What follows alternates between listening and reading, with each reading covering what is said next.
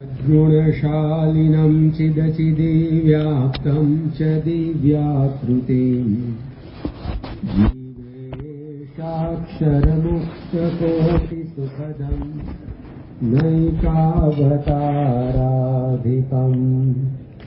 ज्ञेयं श्रीपुरुषोत्तमं मुनिवरैर्वेदादिकीर्त्यं विभुम् तन्मूलाक्षरयुक्तमेव सहजा नन्दं च वन्दे सदा। श्री स्वामिनारायण भगवाननी जय। अक्षर पुरुषोत्तम महाराजनी जय। गुणातीतानंद स्वामी महाराजनी जय। भगत जी महाराजनी जय। शास्त्री जी महाराजनी जय। योगी जी महाराजनी जय। प्रमुख स्वामी महाराजनी जय। महंत स्वामी महाराजनी जय। सूरत अक्षरधाम महोत्सवनी जय। कार्यकर सुवर्ण महोत्सवनी जय। आ वर्षे परम पूज्य महंत स्वामी महाराजे આપણને સૌને સત્સંગનો સિલેબસ જે આપ્યો છે, અધ્યાત્મ માર્ગનો અભ્યાસક્રમ, એમાં તારીખ 7 ઓક્ટોબરના દિવસે તેઓએ સમગ્ર સત્સંગીઓ પ્રત્યે જે પત્ર લખ્યો એમાં જણાવ્યું કે આપણે પ્રાપ્તિને પ્રતીતિમાં પરિવર્તિત કરીએ. ગઈકાલે આ પત્ર આપણે સ્ક્રીન પર પણ જોયો હતો અને આપણી સંસ્થાની વેબસાઇટ ઉપર પણ એ મૂકવામાં આવ્યો છે, એટલે ઘણા બધા એને વાંચ્યો હશે, ઘણા બધાના મોબાઈલ ફોનમાં પણ અત્યારે હશે. પણ સ્વામી આપણને આ નવા વર્ષે આદેશ ગણો, સંદેશ ગણો, ઉપદેશ ગણો, પણ આ વાત કરી કે આપણે સૌએ ભેગા મળી અને આ પ્રાપ્તિનો વિચાર કરવો. સ્વામીનો એ પત્ર છે, એ પત્રની અંદર મહંત સ્વામી મહારાજ પોતે આપણને આ રીતે જણાવે છે. કારણ કે કેવળ પ્રાપ્તિથી આપણું કાર્ય પૂરું થતું નથી, પણ જે મળ્યું છે એમાં આપણને વિશ્વાસ બેસવો જોઈએ, પ્રતીતિ આવવી જોઈએ, તો એમાંથી કામ થાય.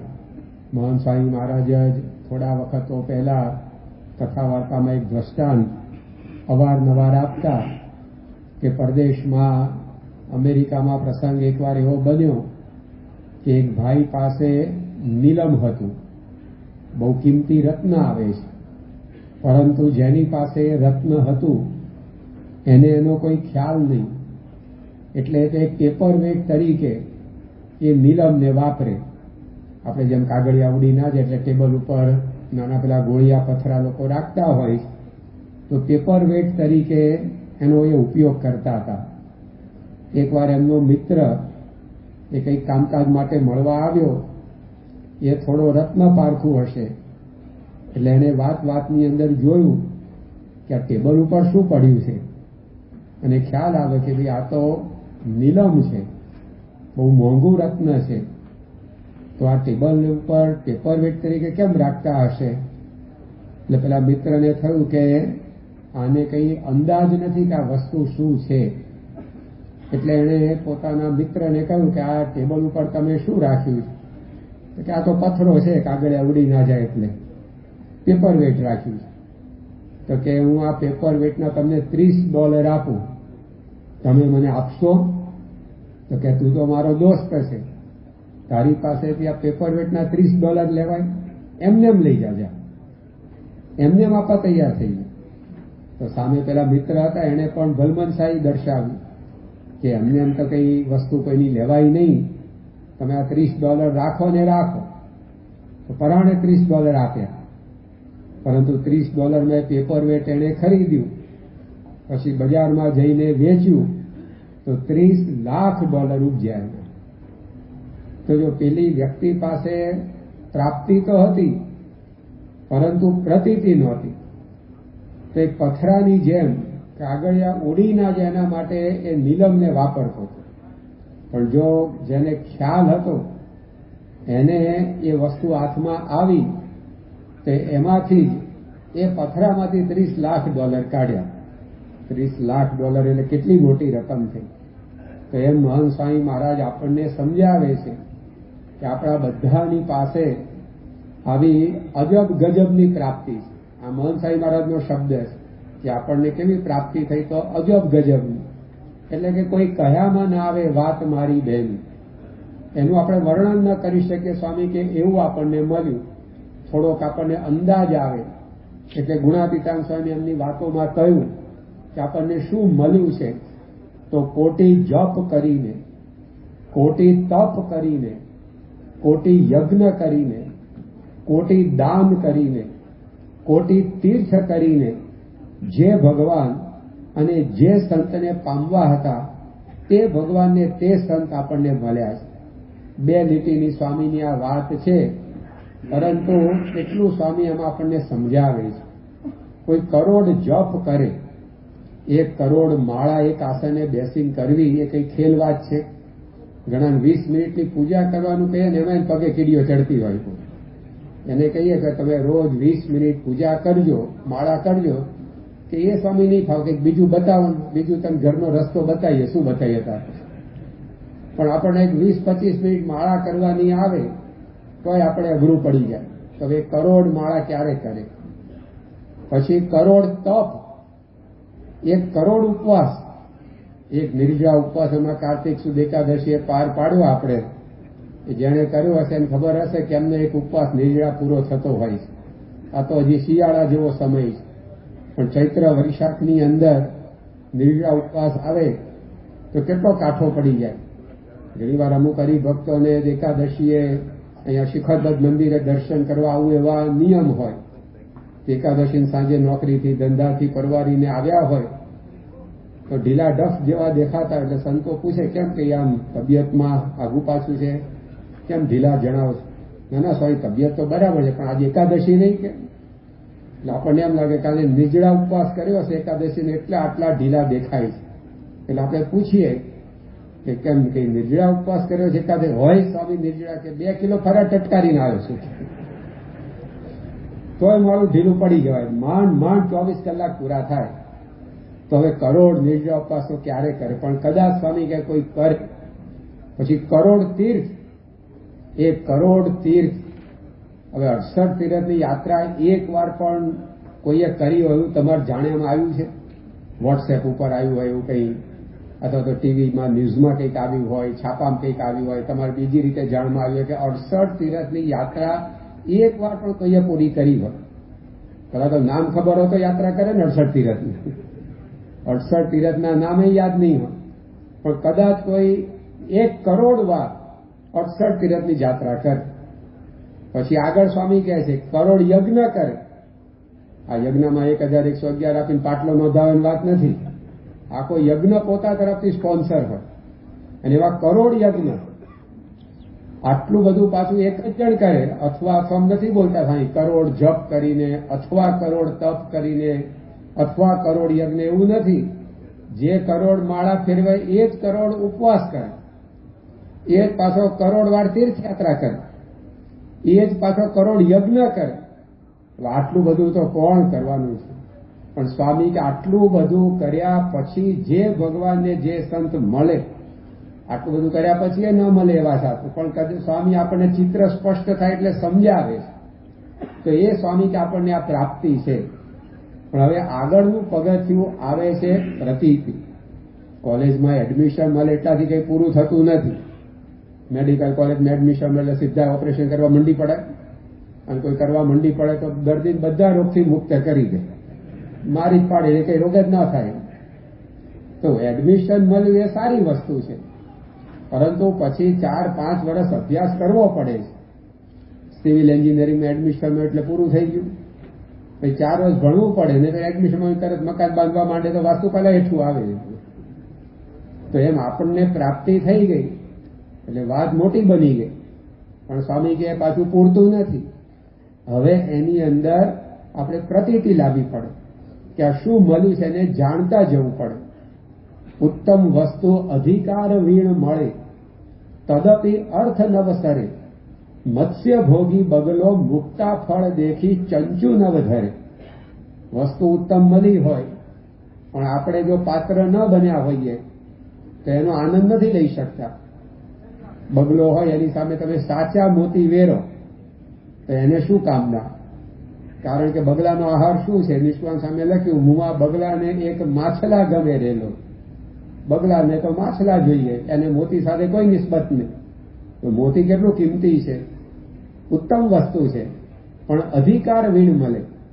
એને જો પોતે પાત્ર ન થયો તો એને પચાવી શકતો નથી. એમાં પ્રાપ્તિ આપણને થઈ છે. હવે સ્વામી કે એમાં પ્રતીતિ લાવવાની, અને પ્રતીતિ લાવવા માટે જે મળ્યું છે એનો મહિમા વિચારવો પડે.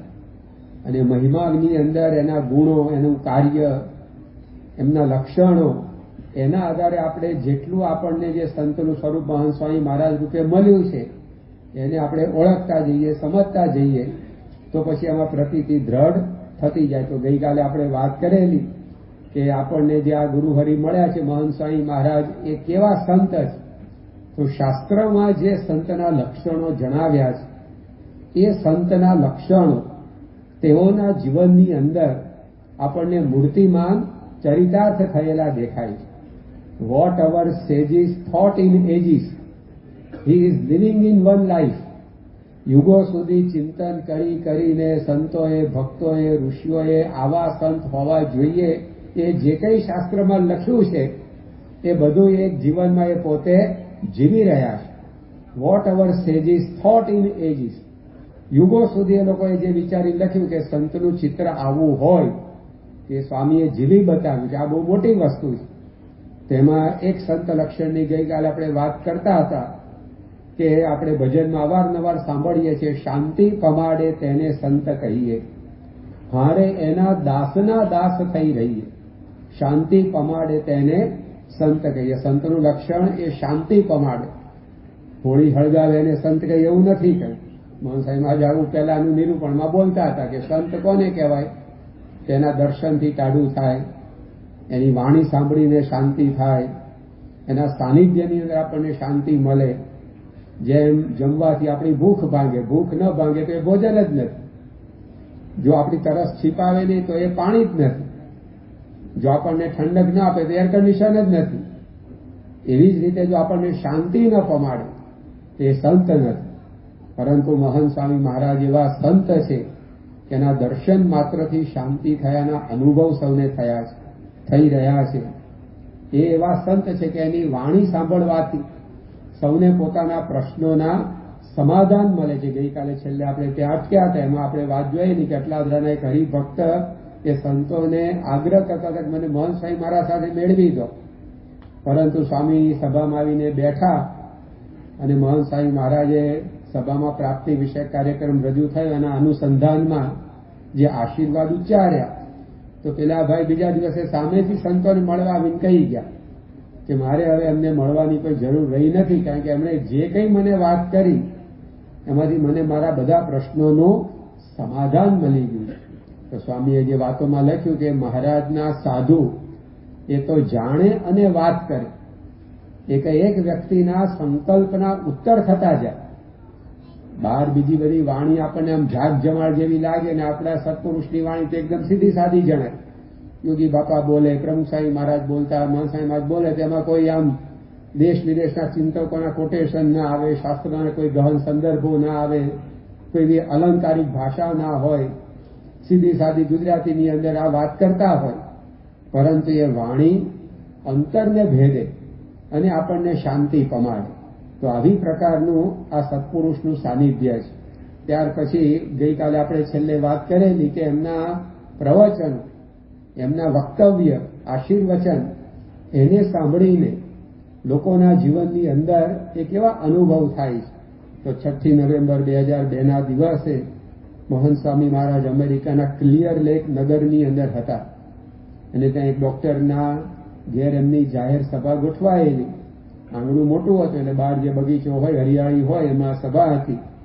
એમાં એક દક્ષિણ ભારતીય ડોક્ટર એ ત્યાં કોઈક સત્સંગીના નિમંત્રણથી આવ્યા હશે અને એમણે સ્વામીશ્રીનું આ વક્તવ્ય સાંભળીને વાત કરી કે 55 વર્ષની અંદર આવી વાતો સાંભળી નથી અને મારા ઘણા પ્રશ્નોનું એમાં એ મને સમાધાન મળી ગયું. તો 55 વર્ષથી કેટલાય લોકોને સાંભળાવે તો માણસને શાંતિ અહીંયા આવીને થાય. તો શાંતિ પમાડે તેને સંત કહીએ પંક્તિ આપણને સ્વામીશ્રીના જીવનમાં ચરિતાર્થ દેખાય. જન્માષ્ટમીનો ઉત્સવ 2002ના વર્ષે મહંત સ્વામી મહારાજે શિકાગોમાં ઉજવેલો અને એ વખતે જન્માષ્ટમીની સભામાં હરિભક્તો તો હોય પરંતુ કૃષ્ણ પોતે સમગ્ર ભારત વર્ષની અંદર છવાલા એટલે અન્ય ભાવિક ભક્તો પણ પરોક્ષના એ પણ એ સભાની અંદર આવીને બેઠાલા. એમાં આપણા હરિભક્તોએ રાજ્યના અગ્રણીઓને પણ આમંત્રણ આપેલું. એમાં ઇલિનોય રાજ્યના એટર્ની જનરલ એના વરિષ્ઠ સલાહકાર ચીફ એડવાઇઝર એમનું નામ હતું મિસ્ટર સાયપોલ્ટ. એ પણ ત્યાં એ સભાની અંદર આવ્યા હતા અને એ સભામાં એમણે મહંત સ્વામી મહારાજનું વક્તવ્ય સાંભળ્યું. પછી પોતાનો અનુભવ રજૂ કર્યો કે મેં જુદી જુદી 5 ડિગ્રીઓ પ્રાપ્ત કરી છે પરંતુ યુનિવર્સિટીના 7 વર્ષના મારા અભ્યાસક્રમ દરમિયાન હું જે ન શીખ્યો એ આ સ્વામીજીના 45 મિનિટના પ્રવચનમાંથી મને શીખવા મળ્યું છે. 45 મિનિટ બરાબર 7 વર્ષ. તો આ કેવું કાર્ય આપણી પાસે થાય છે. આ રોજ સ્વામીના આશીર્વાદ આપણને સાંભળવા મળે તો એ કોઈ સાધારણ વાત નથી. આમ દેખાય ઉપરથી બધું સીધું સાધું, કોઈ ઝાક જમાળ ના હોય, પરંતુ એ આપણી વાણી અંતરને ભેદે છે. ત્યાર પછી સ્વામીશ્રીનું સાનિધ્ય એમના સંપર્કની અંદર આવવા માત્રથી અનેકને શાંતિના અનુભવ થાય છે. તારીખ 22 ડિસેમ્બર 2018ના દિવસે મહંત સ્વામી મહારાજ મુંબઈમાં બિરાજમાન હતા ત્યારે તેઓના દર્શને સુપ્રસિદ્ધ અંગ્રેજી અખબાર ટાઈમ્સ ઓફ ઇન્ડિયા એના મુંબઈ ખાતેના પબ્લિશર અને મુખ્ય કાર્યવાહક કૃષ્ણમૂર્તિ સાહેબ હતા. એ પોતે દર્શન આશીર્વાદ મુલાકાત માટે આવેલા અને મહંત સ્વામી મહારાજ સાથે ઔપચારિક બધો વાર્તાલાપ થયો. પણ એ વાર્તાલાપ પછી એમણે સંતોને વાત કરી કે સ્વામીજી કે सानिध्य में जैसे मैं शांति के फव्वारे छूट रहे हो ऐसा महसूस करता रहा. શાંતિના ફુવારા જેમ માણસ આકુળ વ્યાકુળ હોય ગરમીમાં ચૈત્ર વૈશાખના તાપમાં 2-5 કિલોમીટર ચાલીને આવ્યો હોય અને પછી એ આ રીતે ફુવારા નીચે ઉભો રહે ને એને જેવી ટાઢક વળે तो આવી अनुभूति हमने बात याद करी कि स्वामी जी के सानिध्य में जैसे शांति के फव्वारे छूट रहे हो ऐसा मुझे लगा. अभी भी मुझे आनंद आश्चर्य हो रहा. मुलाकात तो पूरी થઈ ગઈ પરંતુ જેમ આ રીતે સ્વિચ પાડી તરત પંખો બંધ નથી થતો એ થોડી ઘડી ફર્યા કરે પછી બંધ થાય એમ સાનિધ્ય છૂટ્યા પછી પણ તે સ્વામીશ્રીના સાનિધ્યમાં જે અનુભવેલી શાંતિ એ આજે પણ મને કે આનંદ અને આશ્ચર્યનો અનુભવ કરાવે છે. આટલું બોલીને પોતે ઘેર ગયા પણ ઘેરથી વળી પણ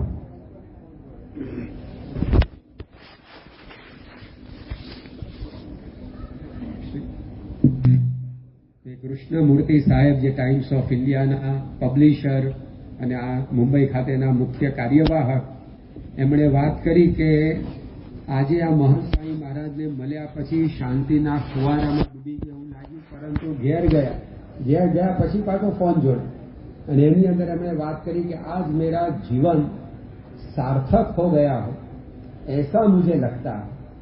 જો આ કેટલી બધી અંતરની અંદર આનંદની કૃતાર્થતાની અનુભૂતિ એ સ્વામીશ્રીના સાનિધ્યમાં સૌને થાય છે. આજે જીવન સફળ થવું એ વસ્તુ જુદી છે અને સાર્થક થવું એ વસ્તુ જુદી છે. ઘણી વાર જીવનની અંદર સફળતા માણસ મેળવી શકે છે પણ સાર્થકતાનો અનુભવ નથી થતો. થોડા વર્ષો પહેલા અંગ્રેજીમાં એક પુસ્તક પ્રકાશિત થયેલું I am okay you are okay. Thomas A Harris નામના અંગ્રેજી લેખક એને પોતે આ પુસ્તક લખેલું અને એમાં એમણે પોતે આપણા જીવનની અંદર આપણે સાર્થકતાનો અનુભવ કેવી રીતે કરી શકીએ એના થોડા ઘણા બધા પોતાના અનુભવ, અનુમાન વગેરે પ્રમાણે સૂચનો કરેલા. પરંતુ એ પુસ્તક જેવું પ્રકાશિત થયું અને એને વાંચવા માટે લોકોએ પડાપડી કરી મૂકી. થોડાક જ સમયની અંદર 50 થી 60 લાખ નકલો એની ચકોચક વેચાઈ ગઈ અને ઘણા લાંબા સમય સુધી ન્યુયોર્કની અંદર બેસ્ટ સેલર યાદીમાં કે ન્યુયોર્ક ટાઈમ્સમાં મોખરે રહેલું. તો લોકોને આશ્ચર્ય એ થયું કે આ પુસ્તકની અંદર આપણું જીવન સફળ છે, સુખી છે, સાર્થક છે, એના માટેના આ રીતે ઉપાયો આ લેખકે લખ્યા છે. પરંતુ આ પુસ્તક મોટા મોટા ફ્રાન્સ, ઇંગ્લેન્ડ, અમેરિકા જેવા વેલફેર સ્ટેટ્સની અંદર એ વાંચવા માટે લોકોએ પડાપડી કરી. તો જે મનોવૈજ્ઞાનિકો હતા, સાયકિયાટ્રિસ્ટ હતા, એને આશ્ચર્ય એ થયું કે આ લોકો પાસે એવું શું ખૂટે છે કે આ પુસ્તક વાંચીને એને સુખી થઈ જવું, સફળ થઈ જવું, સાર્થકતા અનુભવી લેવું, એવું કરવાની જરૂર પડી. બરાબર છે કે જેની પાસે કાંઈ ન હોય એને કંઈક અધૂરપ લાગતી હોય, ઉણપ લાગતી હોય.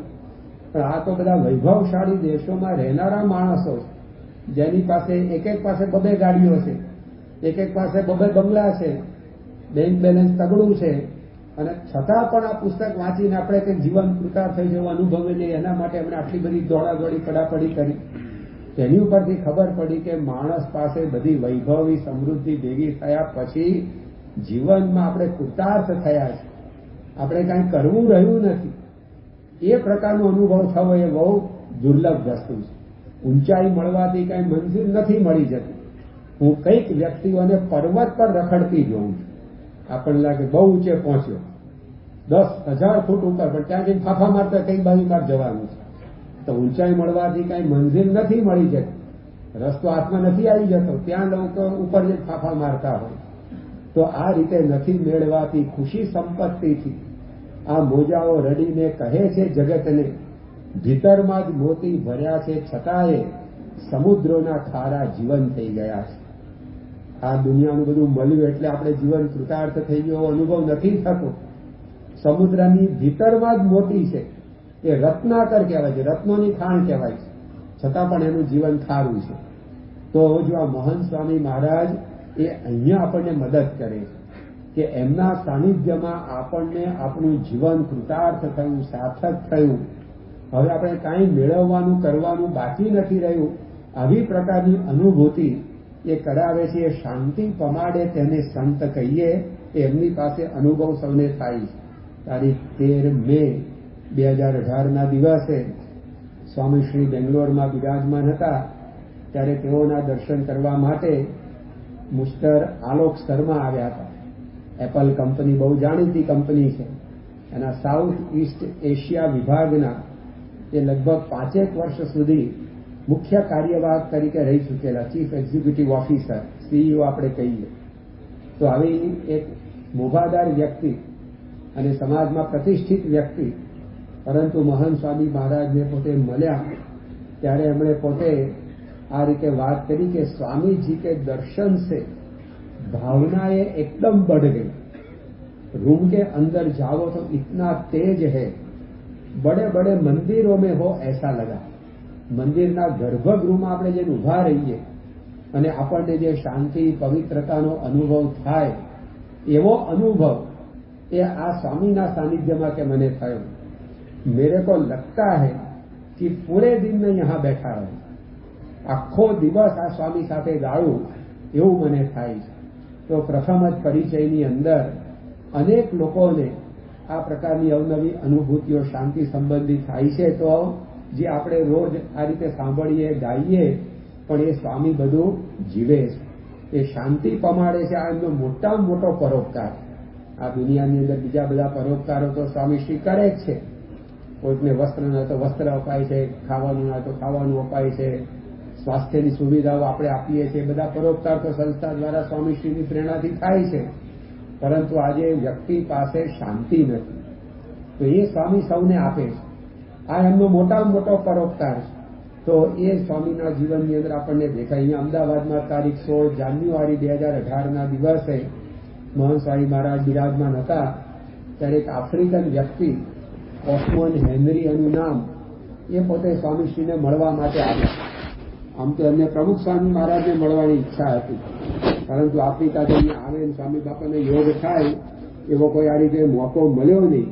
અને એ પોતે અહીંયા મહંત સ્વામી મહારાજને મળ્યા ત્યારે મહંત સ્વામી મહારાજ સાથે એમણે હસ્તધૂનન કર્યું. એ વખત તો પ્રત્યક્ષ મુલાકાત સ્વામીનું સ્વાસ્થ્ય સારું આવવાના લીધે બધાને મળતી, પરંતુ એ સ્વામીશ્રીને મળતા વેત આ આફ્રિકન વ્યક્તિ કોસ્મોન હેનરી એણે પોતે વાત કરી કે આઈ ફીલ ઓવરવેલ્મ, કે હું આમ કલ્પનાતીત અનુભવ એમાંથી અત્યારે પસાર થઈ રહ્યો છું. આઈ એમ સ્પીચલેસ, હું અવાક થઈ ગયો છું. જ્યારે અત્યંત આપણને આનંદનો અનુભવ થાય ને ત્યારે આપણે મૂંગા થઈ જતા હોઈએ.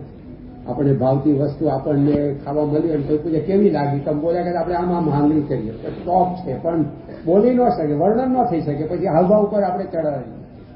તો આ વ્યક્તિએ વાત કરી કે એટલો બધો મને અનુભવ આનંદનો થાય છે કે આઈ એમ સ્પીચલેસ, હું અવાક થઈ ગયો છું અને આઈ વોન્ટ ટુ ક્રાય, જાણે હમણાં હું રડી પડીશ, એટલે કે ગદગદ થઈ જઈશ. એવી પ્રકારનું આ સ્વામીને મળતા એને બધો અનુભવ થયો. તો આપણને ખ્યાલ આવે કે શાંતિ પ્રમાણે તેને સંત કરીએ. આ અનુભવ એ સ્વામીના સાનિધ્યમાં થાય છે. તો શેની શાંતિ થાય છે લોકો, શેને લીધે અનુભૂતિ થાય છે? તો આપણને એક અંગ્રેજી વૈજ્ઞાનિકનું વાક્ય યાદ આવે. 1912ની અંદર એલેક્સિસ કેરલ નામના સાયન્ટિસ્ટને નોબેલ પ્રાઇઝ પ્રાપ્ત થયેલું મેડિસિનના ક્ષેત્રમાં.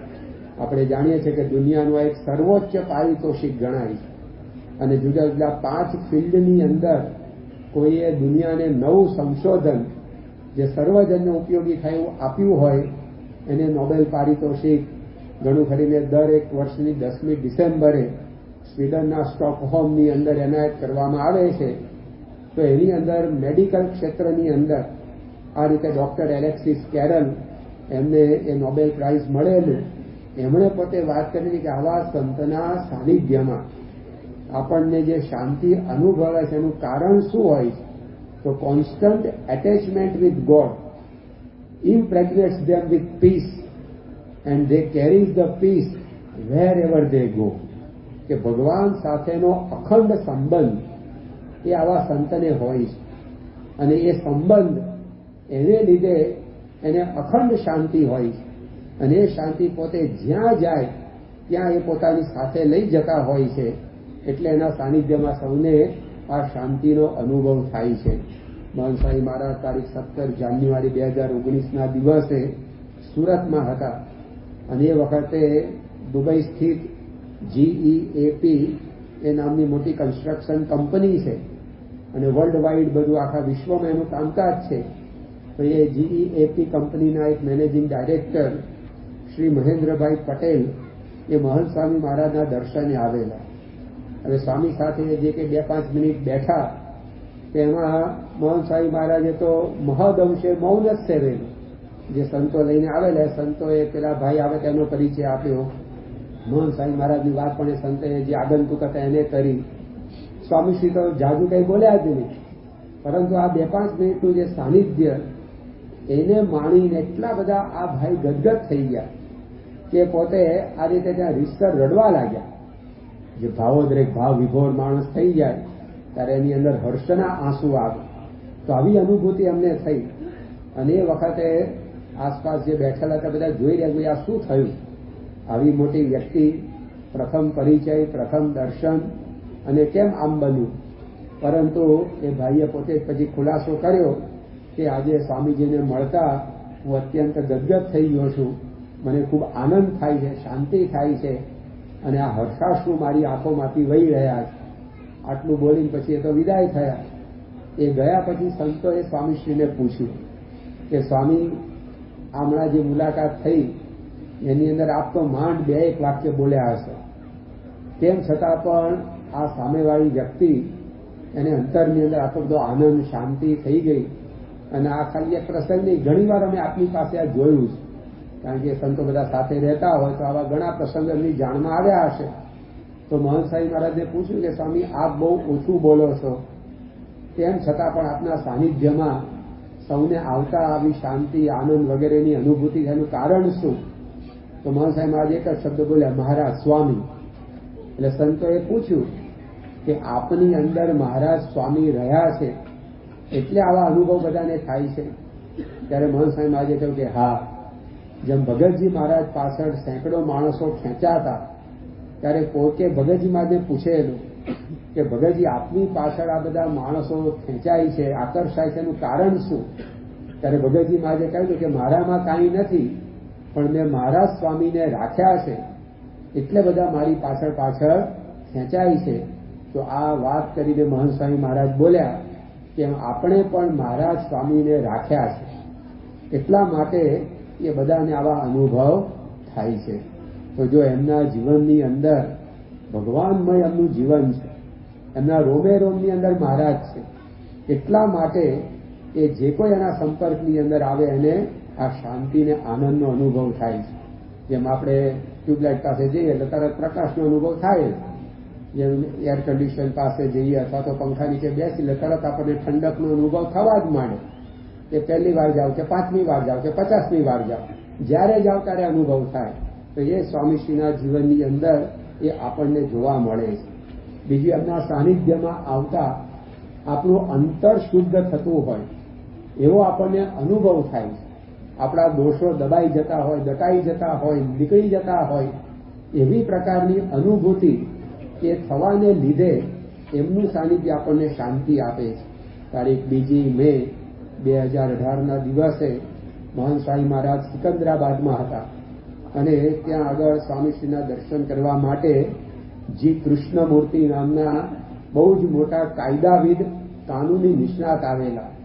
ઇન્કમટેક્સ સંબંધી જે સુપ્રીમ કોર્ટ હોય છે એને પોતે ચીફ જસ્ટિસ રહી ચૂકેલા. એટલું જ નહીં, પરંતુ એ પોતે એપોલો ગ્રુપ અને જીવીકે ગ્રુપ એના એક મેનેજિંગ ડાયરેક્ટર તરીકે પોતાની ફરજ આપતા. આ બધી બહુ મોટી મોટી કંપનીઓ છે મેડિકલ ક્ષેત્રની અંદર, બાંધકામ ક્ષેત્રની અંદર, પણ એમાં મોખરાના સ્થાન ઉપર આ જી કૃષ્ણમૂર્તિ પોતે આ રીતે ફરજ બજાવતા અને એક સમયની અંદર ઇન્કમટેક્સ ટ્રાઇબ્યુનલના પણ ચીફ જસ્ટિસ એ પોતે રહેલા. પણ પ્રમુખ સ્વામી મહારાજને પોતે એકવાર મળેલા. પછી મહંત સ્વામી મહારાજને તો આ 2 મે 2018ના દિવસે સિકંદરાબાદમાં પહેલી જ વાર મળતા હતા, પણ એમણે પોતે મહંત સ્વામી મહારાજને વાત કરી કે Pramukh Swami Maharaj was a great man. Pramukh Swami Maharaj એક મહાન વિભૂતિ હતા. You are also the same, તમે પણ એવા જ છો કે. અને પછી મહંત સ્વામી મહારાજને વાત કરી, there is so much Tej and જ્ઞાન ઇન યોર આઈઝ. તમારી આંખોમાં અત્યંત તેજ અને જ્ઞાન ભરેલું છે. પછી આગળ બીજી વાત કરી કે આપકા પૃથ્વી ઉપર હોના સૌભાગ્ય કી બાત. આપ જેવા સંતનું આ પૃથ્વી ઉપર હોવું એ મોટું સૌભાગ્ય છે આ સૃષ્ટિનું અને સૃષ્ટિ ઉપર વસતા જીવોનું. અને ત્રીજી વાત પછી અમે કરી કે આઈ એમ પ્યોરિફાઈડ. આપના સાનિધ્યમાં હું જાણે શુદ્ધ થતો હોઉં એવો મને અનુભવ થાય. તો એમના સ્વામીશ્રીના સાનિધ્યમાં આપણને શાંતિ, આનંદ અનુભવાય છે. એનું કારણ આપણે શુદ્ધિનો આનંદ મેળવીએ છીએ. જેમ આપણે સવારે જાગીએ પછી સ્નાન કરીએ તો આપણને કેવી તાજગી અનુભવાય. હવે કંઈ નવું કર્યું નથી, કંઈ નવું મેળવ્યું નથી આપણે, પરંતુ જે શરીરને મેળ વળગ્યો તો એ ગયો. તો એ આપણે ચોખ્ખા થયા તો આપણને આનંદ આવે. તમે ઉઠીને સીધા કામકાજ કરવા બેસી જાઓ અને ઉઠીને પછી બ્રશ કરીને, કોગળા કરીને કામ માટે બેસો તો એ ફેર પડે છે કે નથી પડતો? કારણ કે મુખ શુદ્ધિ થઈ, આંખની શુદ્ધિ થઈ, શરીરની શુદ્ધિ થઈ, તો એને લીધે આપણને આનંદનો અનુભવ થાય છે. હવે આમ દેખીતી રીતે હાથમાં કંઈ આવ્યું નથી. તમે સ્નાન કર્યું, તમારા હાથમાં શું આવ્યું? તમે મોઢું ધોયું તો તમારા હાથમાં શું આવ્યું? કંઈ આવ્યું નથી, પણ કચરો નીકળ્યો એ પણ આપણને સ્ફૂર્તિનો, તાજગીનો અનુભવ કરાવે છે. તો જેમ બાહ્ય કચરો છે એમ આંતરિક પણ કચરો છે, અંદર પણ કચરો છે, કામ, ક્રોધ, સ્વભાવ વગેરેનો. તો એ પણ આમાં મહંત સ્વામી મહારાજ જેવા સંતના સાનિધ્યની અંદર એ દૂર થાય છે. તે શુદ્ધિનો આનંદ એ આપણને સૌને અનુભવાય છે. એટલા માટે મહંત સ્વામી મહારાજના સાનિધ્યમાં આ શાંતિ પમાડે તેને સંત એ પંક્તિ ચરિતાર્થ થાય છે. એમના શબ્દથી, એમના સાનિધ્યથી, એમની વાણીથી, એમના દર્શનથી. એકવાર સ્વામીશ્રી 1972ના વર્ષે મુંબઈની અંદર એ વખતે એમનું રોકાણ વિશેષ રહેતું. 1961માં ભાગવતી દીક્ષા પછી 1974 સુધી મોટે ભાગે મહંત સ્વામી મહારાજ મુંબઈમાં રહેતા. સમય ઉત્સવ હોય કે એની બાપા સ્વામી બાપા બોલાવે ત્યારે જે તે પ્રસંગે પારાયણ વગેરે કરવા માટે જાય, પણ એમનું મુખ્ય મથક નિવાસ સ્થાને મુંબઈનું આપણું અક્ષર ભવન હતું. તો ત્યાં આગળ 1972ના વર્ષે જૂનું અક્ષર ભવન, અત્યારે તો નવું બિલ્ડિંગ થઈ ગયું, પણ અત્યારે જે મુંબઈનું મંદિર છે ત્યાં આગળ એ જૂનું અક્ષર ભવન 2 માળનું મકાન હતું. હવે ત્યાં આગળ સંતો બધા રહે, એમાં એકવાર શ્રી નિવાસન નામના એક દક્ષિણ ભારતીય મુમુક્ષુ, એ આપણું જે મંદિર એની બહારની જે ફૂટપાથ, ત્યાં આગળ બપોરના લગભગ 2-2:30 વાગ્યાના સમયે લમણે હાથ દઈને બેઠા હતા. હવે આ વ્યક્તિ કોઈ સામાન્ય નહોતી. એ વ્યક્તિ પોતે આ રીતે આયકર વિભાગ એટલે કે ઇન્કમટેક્સ ડિપાર્ટમેન્ટમાં એક મોટા ઓફિસર હતા. એમના પત્ની પણ પોતે રેલવેની અંદર એક ઉચ્ચ હોદ્દા ઉપર હતા. એટલે બંને વ્યક્તિ ભણેલી ગણેલી અને આ રીતે સારી રીતે કમાતી ધમાતી, પરંતુ બન્યું એવું કે બંને ખૂબ પ્રામાણિક વ્યક્તિઓ. એટલે એમની સાથેના જે બધા કર્મચારીઓ હોય એમના દ્વારા કંઈક ને કંઈક કનડગત એ બંનેને થયા કરે. તેમ છતાં પોતાનું જીવન એ સંઘર્ષ વચ્ચે પણ સિદ્ધાંતને પકડી રાખીને લોકો જીવતા હતા. પણ એમાં એમની એક દીકરી, એને જીવલેણ બીમારી વળગી એટલે સંપૂર્ણ પથારીવશ થઈ ગયા. એટલે આ જે શ્રીનિવાસન હતા એમને એક તો નોકરીમાં સંઘર્ષનો સામનો કરવો પડતો તો એની એક મૂંઝવણ હતી. એમાં ઘરની અંદર આ સભ્ય એમને બીમારી આવી. એમાં ભગવાનનું કરવું કે એમના જે પત્ની હતા એ અક્ષરવાસ પામ્યા. એટલે હાથ તૂટી પડ્યા જેવી પરિસ્થિતિ આ શ્રીનિવાસન પોતે અનુભવી રહ્યા. અને એમાં કેવી રીતે રસ્તો કાઢવો, શું કરવું એ કંઈ એમને ખબર નહોતી પડતી.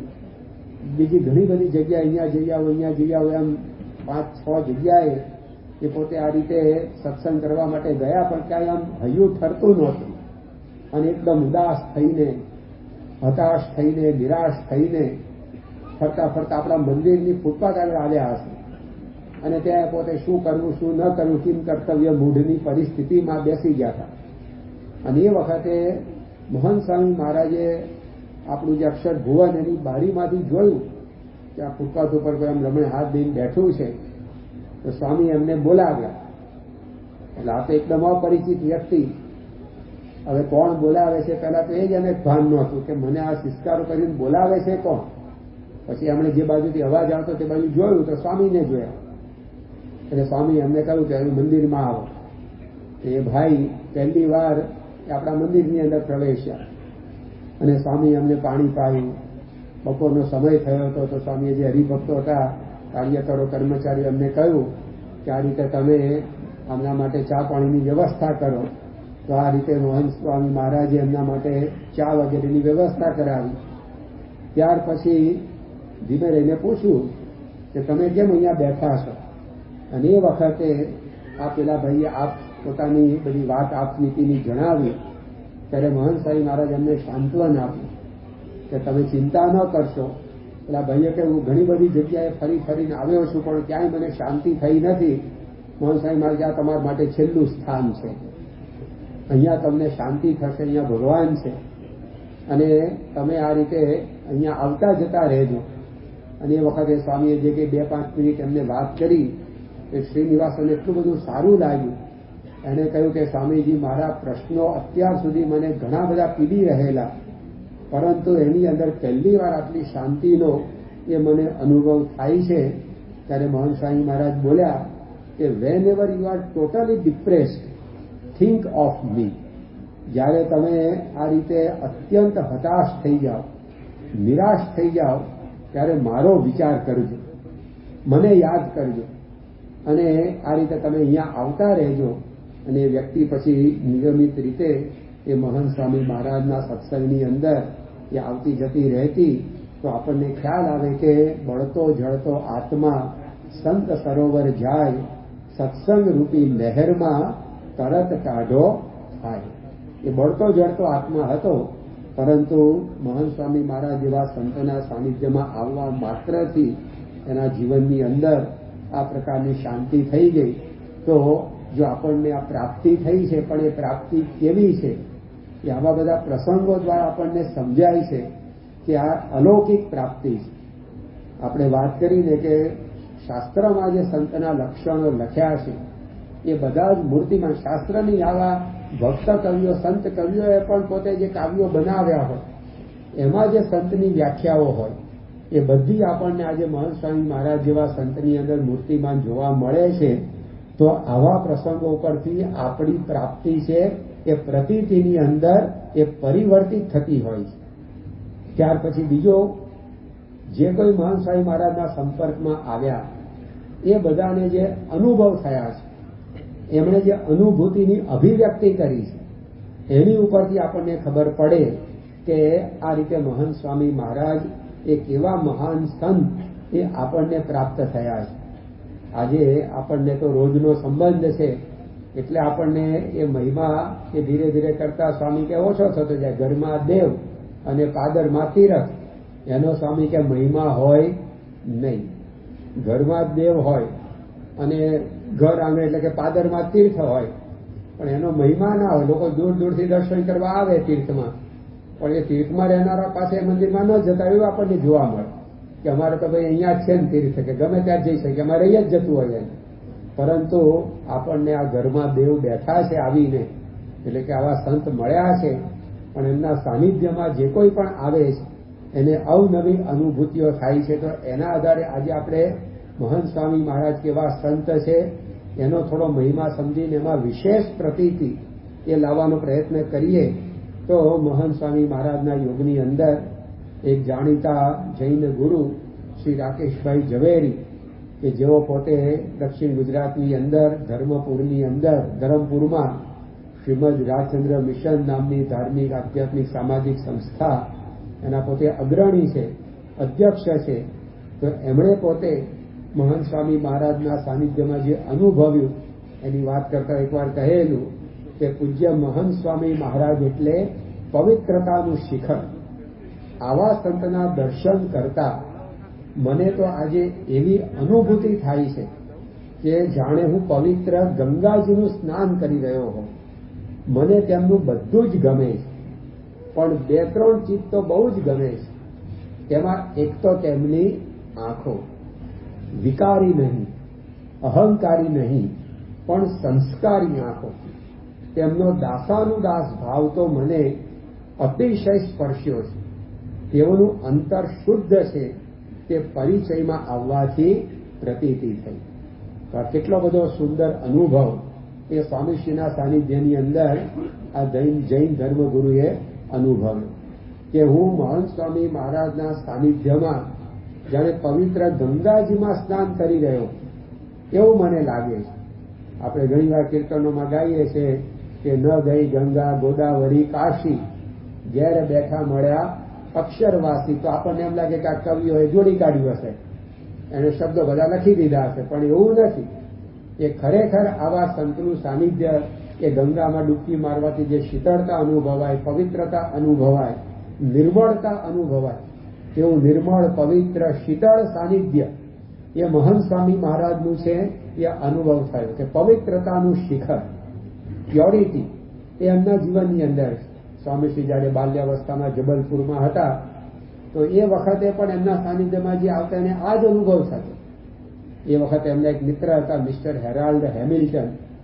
તો એમણે પોતે મહંત સ્વામી મહારાજ સાથે એ પોતે જબલપુરમાં રહેતા ત્યારે ઘણા વર્ષો વિતાવેલા.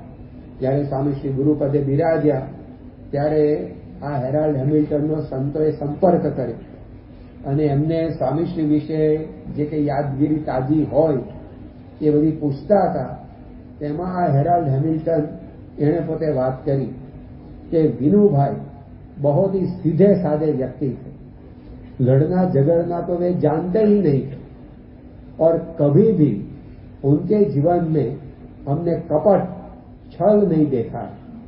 तो जो आ एमनो अनुभव के पवित्र था पहलेथी, तो ये आजे पण अनुभव है जे 15-17 वर्षनी उंमरे सौने अनुभवातुं हतुं ए आजे स्वामीनी 85મી 90મી उंमरे पण सौने अनुभवाय।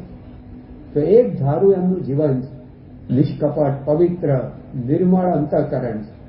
तो आ बात पेला हेराल्ड हेमिल्टने करी।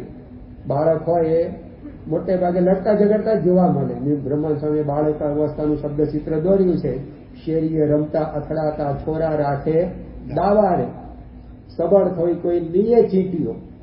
છોકરાઓ લડ્યા ઝઘડ્યા વગરનું બાળપણ ભાગ્યે જ કોઈનું પસાર થયું હોય. પરંતુ સ્વામીશ્રીનું જીવન જો બાલ્યાવસ્થા ગ્રહણ કરેલી, પરંતુ બાલ્યાવસ્થાનો કોઈ ભાવ નહીં, એ એમના જીવનની અંદર આપણને દેખાતો. એ જ અનુભવ આ થયો આ રાકેશભાઈ ઝવેરી, કે એમણે પોતે આ વાત કરી કે સ્વામીજી પવિત્રતાનું શિખર છે. ગંગાજીમાં સ્નાન કરતા હોય એમના સાનિધ્યનો અનુભવ થાય છે. બધું જ એમનું ગમે છે, પણ એમની આંખો, તો એ સ્વામીશ્રીની આંખો એટલી બધી સંસ્કારી છે કે પવિત્ર છે, અને એમનો દાસાનું દાસ ભાવ મને ખૂબ સ્પર્શ્યો. મહાસાઈ મહારાજ ઘણી વાર પત્રોની અંદર પણ છેલ્લે લખતા કે સૌના દાસનો દાસ થવા ઈચ્છતો સાધુ કેશવ જીવનદાસના સસને જે સમજે. તો આ એમના મનની અંદર ભાવ છે કે આપણે તો બધા એમના દાસ છે, પણ એ આપણને આપનાથી મોટા જુએ છે. રોજ આપણે પૂજા પછી સ્વામીશ્રી આપણને હાથ જોડીને પ્રણામ પાઠવે છે, દર્શન કરીએ છીએ.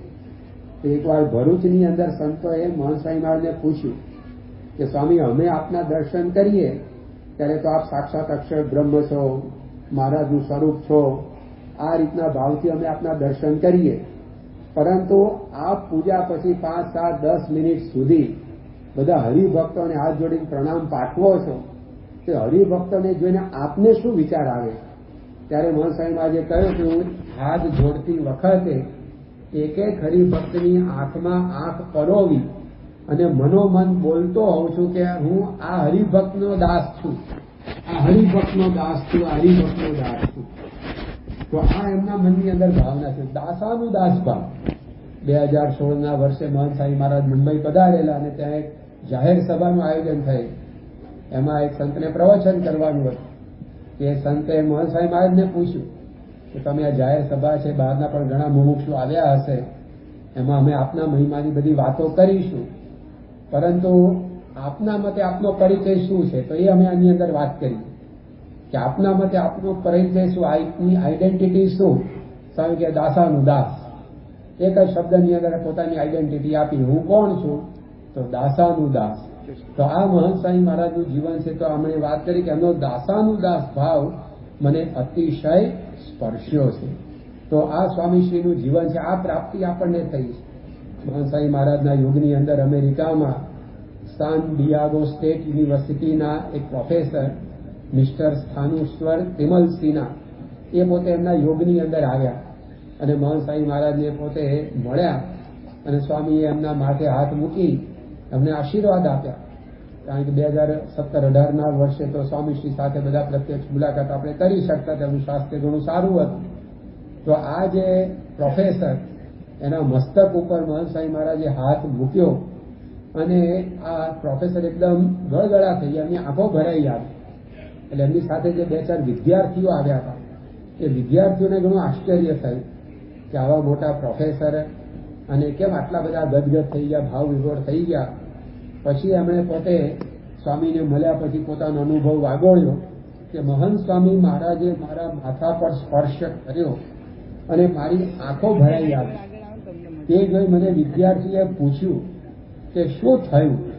ત્યારે મેં તેઓને કહ્યું કે આજથી 3 મહિના પહેલા મારી માતા સ્વર્ગવાસી થયેલા અને એના 45 દિવસ બાદ, એટલે કે આજથી 1.5 મહિના પહેલા જેમણે મને બધું ભણાવેલું તે મારા ગુરુ પણ સ્વર્ગવાસી થઈ ગયા અને ત્યારથી મારા જીવનની અંદર એક ખાલીપો હતો. કારણ કે માતા અને પોતાના વિદ્યા ગુરુ એ 3 જ મહિનાના અંતરાલમાં બંને ચાલ્યા ગયા હતા. એટલે મારા અંતરની અંદર ખાલીપો ખખડતો હતો. પરંતુ જ્યારે સ્વામીશ્રીએ મારા માથે સ્પર્શ કર્યો ત્યારે મને લાગ્યું કે મારી મા મને ફરી પાછી સ્પર્શ કરી રહી છે અને મારા ગુરુજી એ વળી પાછા મારા માથે હાથ મૂકી મને આશીર્વાદ આપી રહ્યા છે. એટલે હું ભાવ વિભોર થઈ ગયો છું અને મારી આંખો અને હૃદય ભરાઈ આવ્યા છે. તો મહંસાઈ મહારાજનું સાનિધ્ય એવું છે કે આપણી બધી ખોટને પૂરી કાઢે. પેલા પ્રોફેસરને પોતાની માતાની ખોટ અનુભવાતી હતી, પોતાના વિદ્યાગુરુની ખોટ અનુભવાતી હતી, પરંતુ મહંત સ્વામી મહારાજે સ્પર્શ કર્યો, મહંત સ્વામી મહારાજને એમને દર્શન થયા. એટલા માત્રથી અમને લાગ્યું કે આજે ફરીવાર મારી માતા અને મારા વિદ્યાગુરુ ત્યાં મહંત સ્વામી મહારાજ દ્વારા મને મળ્યા છે. તો આવા સંત એનો આ લાભ આપણને મળી રહ્યો છે. સ્વામી આપણને જે આ વર્ષનો અભ્યાસક્રમ આપ્યો છે કે પ્રાપ્તિને પ્રતીતિમાં પરિવર્તિત કરીએ, તે પ્રાપ્તિ પરિવર્તિત ક્યારે થાય? પ્રતીતિમાં. જ્યારે જે પ્રાપ્તિ થઈ છે એને આપણે જેટલું આ રીતે સમજતા જઈએ, એનો મહિમા જેટલો આપણને સમજાતો જાય, એટલી એ પ્રાપ્તિ છે પ્રતીતિમાં પરિવર્તિત થતી જાય. વિશ્વ પ્રસિદ્ધ સંસ્થા આર્ટ ઓફ લિવિંગના પ્રણેતા અને જાણીતા મૂર્ધન્ય મહાત્મા श्री श्री श्री रविशंकरे पोते बात करेली कि महंत स्वामी जी का जीवन ही जनता के भीतर एक प्रोत्साहन जगाता है. वे कर्मनिष्ठ होकर कार्य कर रहे हैं. आज ऐसा लग रहा है कि पूरे से पूरे नारायण यहाँ उतर आए हैं.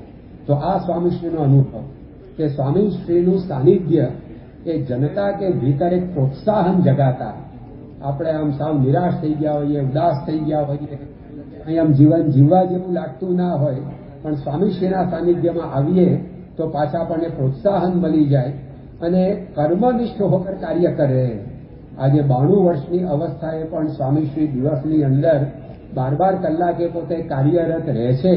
તો કેટલીક કર્મનિષ્ઠા એમના જીવનની અંદર છે. અને પછી લખ્યું એમણે કે આજ ऐसा लग रहा है कि पूरे से पूरे नारायण यहाँ उतर आए हैं. કે આ સંત નથી, પરંતુ એ સંતના સ્વરૂપની અંદર એ નારાયણ એટલે કે સાક્ષાત ભગવાન પોતે એ વિચરી રહ્યા છે. તો આવો અનુભવ એ આવા સંતોને પણ થાય છે, સંસારીને પણ થાય છે. તો આવી બધી એ વાતોથી આપણને પ્રાપ્તિ છે પ્રતીતિમાં એ પરિવર્તિત થતી હોય છે. મહંત સ્વામી મહારાજ જ્યારે સિમલા મંદિરની પ્રતિષ્ઠા કરવા માટે 2018ના વર્ષે હિમાચલ પ્રદેશ પધારેલા, તે વખતે એમની બધી વ્યવસ્થા જાળવવા માટે આજે સ્વામીશ્રી આપણને દર્શનદાન આપવા માટે પધારી ચૂક્યા છે. પૂરે સે પૂરે નારાયણ યહાં મંચ પર આજ ઉતર આયે હૈ. જે વાત કરી શ્રી શ્રી રવિશંકરજીએ કે આજે આવા સંત દ્વારા એ ભગવાન સાક્ષાત વિચરે છે, તેવા મહિમા સાથે હવે સ્વામીશ્રીના પૂજા દર્શનમાં આપણે સૌ મગ્ન થઈએ. શ્રી સ્વામિનારાયણ ભગવાનની જય.